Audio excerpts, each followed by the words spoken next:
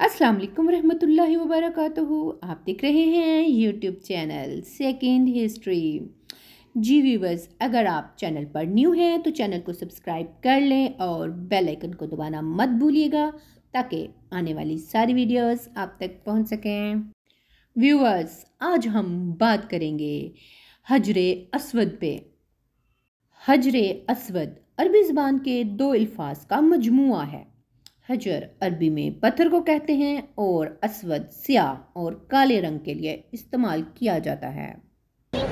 हजरे Aswad वो स्याह पत्थर है जो काबा के जनूब मशरकी दीवार में नस्ब है। इस वक्त ये तीन बड़े और मुख्तलिफ शक्लों के कई छोटे टुकड़ों पर मुश्तमिल है। अंदाजन 2.5 फीट के दायरे में जुड़े हुए हैं, जिनके गिर्द चांदी का गोल चक्कर बना हुआ है। जो मुसलमान हज या उम्रा करने जाते हैं, इनके लिए लाजिम है कि तवाफ करते हुए हर बार हजरे अस्वद को बोसा दें। अगर हुजूम ज़्यादा हो तो हाथ के इशारे से भी इसे बोसा दिया जा सकता है।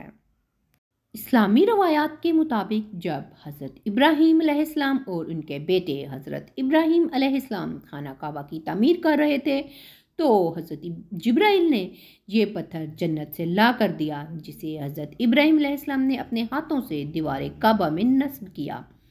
सन 606 हिजरी में जब रसूलुल्लाह सल्लल्लाहु अलैहि वसल्लम की उम्र 35 साल थी, सैलाब ने काबे की इमारत को सख्त नुकसान पहुंचाया और कुरैश ने इसकी दोबारा तमीर की।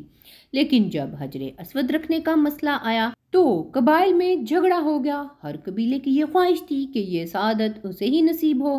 रसूलुल्लाह सल्लल्लाहु अलैहि वसल्लम ने इस झगड़े को तय करने के लिए ये तरीका इख्तियार किया कि हजरे अस्वद को एक चादर में रखा जाए और तमाम सरदारान कबाइल से कहा कि वो चादर के कोने पकड़कर उठाएं। चुनांचे सब ने मिलकर चादर को उठाया और जब चादर इस मुकाम पर पहुंची जहाँ उसको रखा जाना था तो आपने अपने मुबारक हाथों से इसको दीवार काबा में नस्ब कर दिया।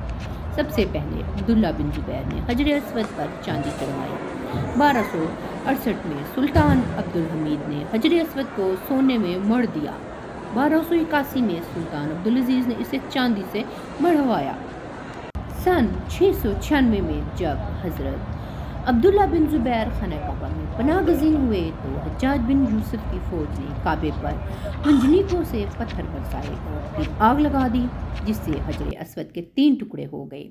अब्बासी खलीफा मोतसम बिल्ला के अहद में एक करामती सरदार को अबू ताहिर हजरे अस्वद उखाड़ कर बहरीन ले गया और 23 साल बाद फातमियों की मुदाखलत की बदौलत भारी तावान वसूल करके वापस किया। हजरे अस्वद का अहादीस में जिक्र हज़रत अब्दुल्ला बिन उमर रज़ियल्लाहु तआला अन्हा बयान करते हैं कि मैंने नबी करीम सल्लल्लाहु अलैहि वसल्लम को ये फरमाते हुए सुना, बिलाशुबा हजरे अस्वद और मुकाम इब्राहीम जन्नत के यकूतों में से यकूत हैं। अल्लाह ताला ने इनके नूर और रोशनी को ख़त्म कर दिया है। अगर अल्लाह ताला इस रोशनी को ख़त्म ना करते तो मशरिक़ और मगरिब का दरमियानी हिस्सा रोशन हो जाता। हजरे अस्वद अल्लाह ताला ने ज़मीन पर जन्नत से उतारा है। इब्ने अब्बास रज़ियल्लाहु तआला अन्हा बयान करते हैं कि नबी करीम सल्लल्लाहु अलैहि वसल्लम ने फरमाया, हजरे अस्वद जन्नत से नाजिल हुआ। सुनन तिरमिज़ी हदीस नंबर 877, सुनन नसाई हदीस नंबर 2935। इमाम तिरमिज़ी रहमहुल्लाह ने इसे हदीस को सही करार। हजरे अस्वद दूध से भी ज़्यादा सफ़ेद था, जिसे औलाद आदम के गुनाहों ने स्याह कर दिया है। इब्ने अब्बास रज़ियल्लाहु तआला अन्हुमा बयान करते हैं कि रसूल अकरम सल्लल्लाहु अलैहि वसल्लम ने फरमाया, हजरे अस्वद जन्नत से आया तो दूध से भी ज़्यादा सफ़ेद था और इसे बनु आदम के गुनाहों ने स्याह कर दिया है। नबी करीम सल्लल्लाहु अलैहि वसल्लम ने हजरे अस्वद का बोसा लिया और उम्मत भी नबी करीम सल्लल्लाहु अलैहि वसल्लम की इत्तबा में इसे चूमती है। हज़रत उमर रज़ियल्लाहु तआला अन्हा हजरे अस्वद के पास तशरीफ़ लाए और इसे बोसा देकर कहने लगे, मुझे ये इल्म है कि ये एक तो पत्थर है, ना तो नफ़ा दे सकता है और ना ही नुकसान पहुंचा सकता है। अगर मैंने नबी करीम सल्लल्लाहु अलैहि वसल्लम को तुझे चूमते हुए ना देखा होता तो मैं भी तुझे ना चूमता। तवाफ के दौरान अगर इसका बोसा ना लिया जा सके तो अपने हाथ या किसी और चीज़ से इस्लाम करके इसे चूमा जा सकता है।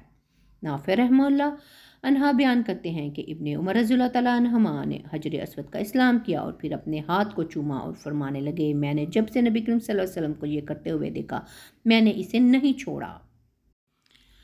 इब्ने अब्बास रज़ियल्लाहु तआला अन्हुमा बयान करते हैं कि रसूलुल्लाह सल्लल्लाहु अलैहि वसल्लम ने अपने ऊँट पर तवाफ़ किया तो जब भी हजर अस्वद के पास आते तो इशारा करते और अल्लाहु अकबर कहते। حجر اسود کو چھونا گناہ کا کفارہ ہے۔ ابن عمر رضی اللہ تعالیٰ عنہما بیان کرتے ہیں کہ نبی کریم صلی اللہ علیہ وسلم نے فرمایا اس کا چھونا گناہوں کا کفارہ ہے۔ سنن ترمذی حدیث نمبر 959۔ امام ترمذی نے اسے حسن اور امام حاکم نے صحیح قرار دیا اور امام ذہبی نے اس کی موافقت کی ہے۔ جی تو ویورز، آج کی ویڈیو آپ کو کیسی لگی کومنٹس میں ضرور بتائیے گا۔ نیکسٹ ویڈیو تک کے لیے اجازت دیں، ملتے ہیں نیکسٹ ویڈیو میں کسی مزید اچھے سے ٹاپک کے ساتھ۔